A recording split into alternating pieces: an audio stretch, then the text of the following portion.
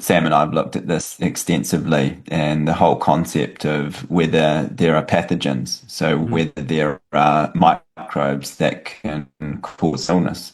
And we can categorically say, no, that is not a thing. Pathogens is A pathogen is a noun and it's a fictional term. There is pathogenicity. There is, disease Mhm. causing things, but the microbe is not the reason that that process starts. So again, one of the most important things we did was go back to all of the pivotal studies.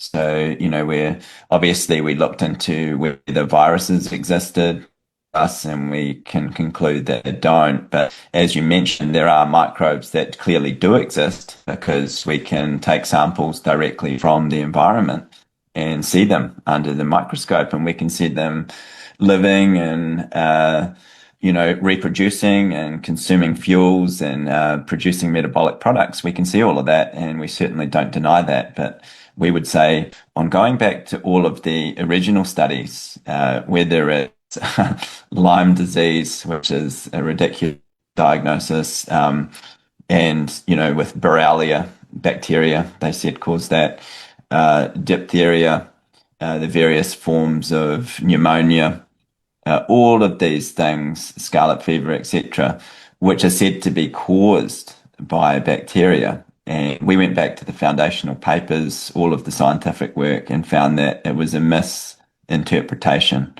So what happened is that the person or the organism got sick first, and then there was a proliferation of the microbes. So that's the terrain model. They are just reacting appropriately. So an example would be pneumonia. Now, things like Streptococcus, pneumoniae, they're present in all of our lungs. Always. They're always there. Most of the time they're dormant, don't have anything to do. They're just waiting there. If we get sick, like say we go out in some really cold weather, we inhale freezing cold air, we get damage to the small air sacs, and there's tissues breakdown. It gets devitalized, it actually dies. Now we've got dead tissue sitting in our lungs, and it needs to get out. And we have mechanisms that do that, like coughing and so forth. But we also have the bacteria in there, which are now responding to dead tissue. And they've got to get rid of it. And we look at them as like a cleanup crew. They're just Right. acting appropriately in that setting. So whenever a tissue is devitalized or dead, it will break down and the microbes will move in. Now, if that's inside our body, the same process will happen. And I think this is where people get confused because they think, aren't I being attacked by the microbes? And we'd say, no, you're not.